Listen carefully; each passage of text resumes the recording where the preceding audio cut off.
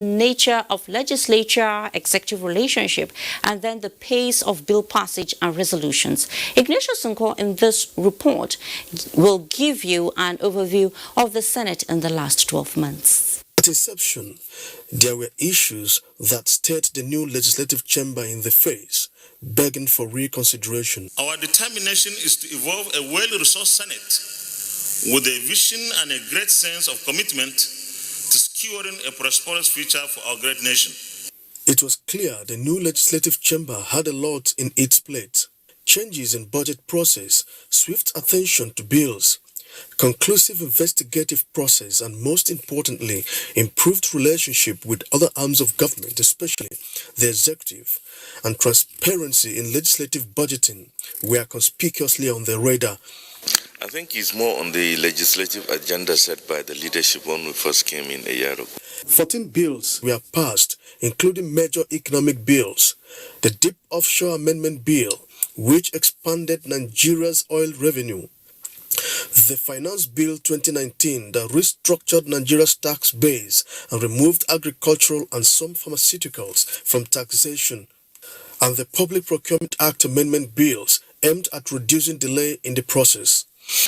The way in which Mr. President submitted and within less than 3 months it was passed, I think that's a big achievement. The working relationship with the executive reached a crescendo when it passed the 2020 budget without any dissension. Less than 3 months it was presented by President Muhammadu Buhari.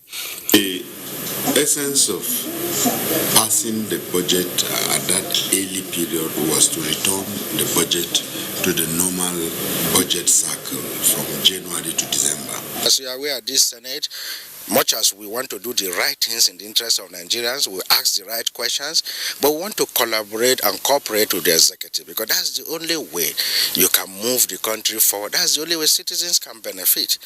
Between June 2019 to date, the Senate considered 77 motions and confirmed more than 70 appointments, but it received criticism over the purchase of alleged expensive cars for its members and the introduction of the social media and hate speech bills. The Senate in the last 1 year lost 3 members. Well, the Senate has been hands-on in its COVID-19 interventions, such as meeting relevant stakeholders and approving intervention funds. And then the Senate has also amended the 2020 budget to be able to meet with the realities of the time. But Nigerians will also be expecting more in months to come. Ignatius Nko, NTA News. Thank you, Ignatius. Now from the Senate to the House of Representatives. It is also 1 year since the inauguration of the 9th House of Representatives, which in the period recorded many firsts. The return of the budget to the January to December cycle and the record 2 weeks passage of the amended 2020 appropriation bill, the economic stimulus bill in response to COVID-19. Should I go on? Well, these are a few of the pace-setting achievements of the 9th House. National Assembly correspondent Lami Ali takes it up from here. The caliber of principal officers at the inauguration of the 9th House, whether by fate or coincidence, was clear from the onset that experience will be the driving force of the 360-member House drawn from 10 political parties who committed themselves to the resolution that nation building is a joint task. The House drafted a 15-point legislative agenda, among which are budget reform, fighting corruption and accountability. Our mission is clear and our path is defined.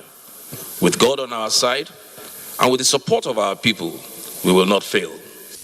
Without compromising its independence, the 9th House aligned with the executive for the good of the country.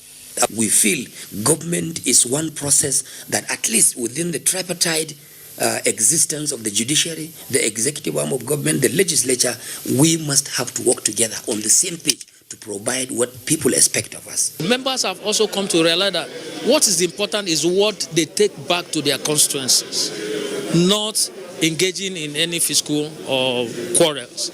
We passed into law at third reading 39 bills which would be transmitted or have been transmitted to Senate for concurrence. It has in the last 1 year introduced 853 bills, out of which 36 were passed, 639 are waiting second reading, 103 referred to committees, 65 are at third reading stage, 2 bills withdrawn and 1 negatived. Major bills passed are the 2020 budget, the finance bill, the power sector reform bill, the economic stimulus bill. Others are awaiting presidential assent, like the deep offshore-onshore dichotomy law. The infectious bill, that shows you that we are thinking how to move things forward. That shows you that the condition we find ourselves, even with the COVID, that we don't like it. And so we are trying to add value. Apart from hundreds of legislative intervention motions on wide-ranging issues, the House leadership intervened in many national issues by holding meetings with service chiefs over security breaches in parts of the country, met with stakeholders in the power sector to prevent a total shutdown, and the meeting with resident doctors to stop health crisis. Legislative business for the 9th House in the second year would be eventful, considering the many constitutional amendment bills introduced, such as those seeking inclusion of National Assembly presiding officers as members of the National Security Council, extension of immunity to them, and amendments to enable independent candidacy for political offices. From the National Assembly, Lami Ali, NTA News. We'll now take you to Lagos, where 2 children lost their lives this Wednesday after they were trapped underneath the rubble of a story building in Gafari Balogun area of Ogudu, Lagos State. Abolore Ogbara, who was at the scene, now reports.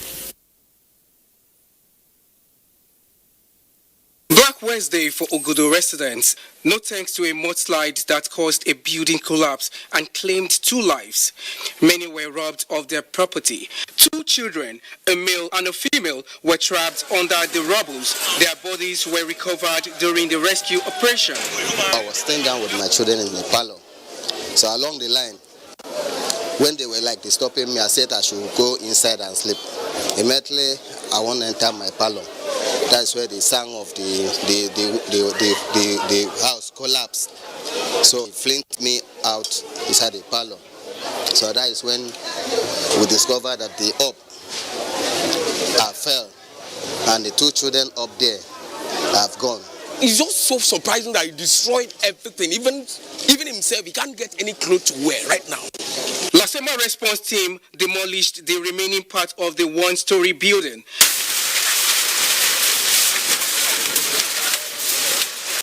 Because if you watch most of the building there, it is only that tree that is giving them problems. Please, we need government help to come and help us at this area to remove all these trees. Lagos State Emergency Management Agency says integrity tests will also be carried out on other buildings in the area. In Lagos, Abolore Ogbara, NTA News. Bequeathing a world-class oil and gas national company that is transparently operating within best global practices for many is a far-fetched dream.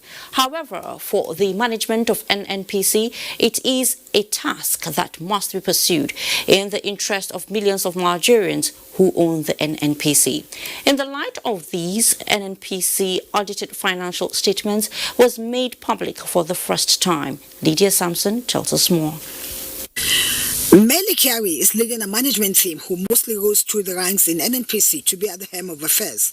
The team made a commitment to operate and improve on transparency, accountability, performance and excellence, acronymed TAPE.